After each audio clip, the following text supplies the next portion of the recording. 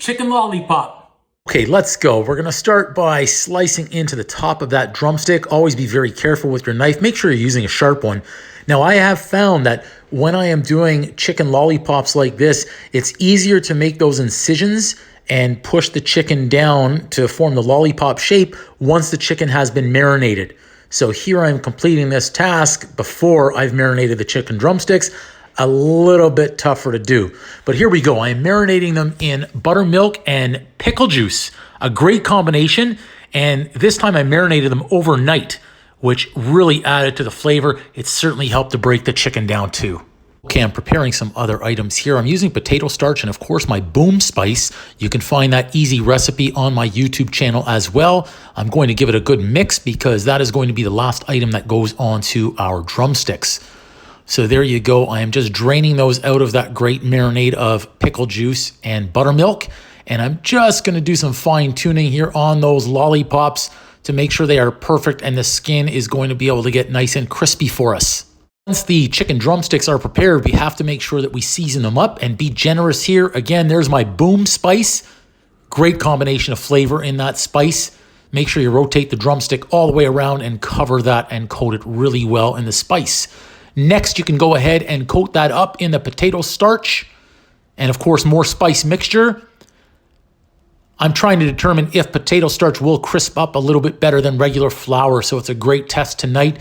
Tap all the excess off and then go ahead and set that aside. These chicken lollipops are such an easy recipe. You are sure to enjoy. They're a perfect combination of sweet and spicy.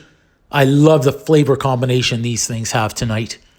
Okay, we're almost all set. We're gonna go ahead and place these in the air fryer and cook them up and prepare our sweet sauce. Please also do me a favor and smash that like button and subscribe to the channel. 1 cup of sugar, 1 cup of water, splash of honey. Once your sweet sauce has come to a boil, let's turn that temperature down. That way we can go ahead and dip and rotate our drumsticks. Make sure they are thoroughly coated and they can absorb all of that nice sweetness in here. We are going to repeat this process for all of the chicken drumsticks, and then we are going to place them immediately into an ice bath. Now, a little tip here for you. If you want your drumsticks to be a little bit more crunchy, almost like candied apples, you can go ahead and add some corn syrup into your mixture as well. Perfect combination of sweet and spicy.